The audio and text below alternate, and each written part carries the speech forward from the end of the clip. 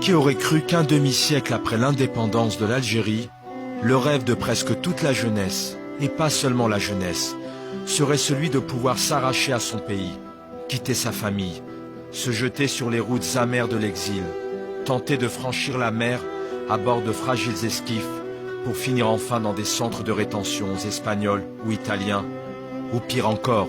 au fond de l'eau, servir de nourriture aux poissons. Qui aurait cru que plus d'un demi-siècle après l'indépendance, dans un tel pays de cocagne où les ressources naturelles auraient pu édifier un pays encore plus avancé que les pays de l'Europe du Sud, les Algériens en arrivent à rêver d'une vie digne, d'une société où règne la justice sociale et la justice tout court, où l'école, le lycée, l'université, l'hôpital, les routes, les villes soient juste à la hauteur du sacrifice de tout un peuple. Qui aurait cru qu'un demi-siècle après l'indépendance, l'Algérie, le plus grand pays d'Afrique et l'un des plus riches, en arrive à ne plus pouvoir faire face aux demandes les plus élémentaires de ses habitants,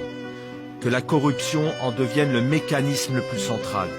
Qui aurait cru que l'Algérie soit ainsi livrée pieds et poings liés à une mafia, jusqu'à ne plus laisser d'autre choix aux millions de jeunes que de prendre les armes contre leurs propres frères ou se jeter à la mer, en arrivant à haïr la vie dans son propre pays, avec ses propres frères.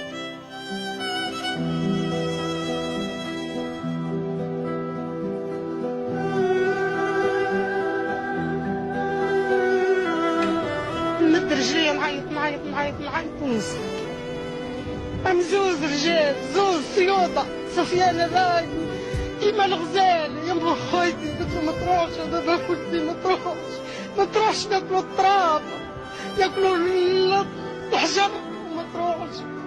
30 سنة 31 سنة مش متزوجة يشوف التراب وتتزوج ودير في العراس وش يعمل كان الحال وش يعمل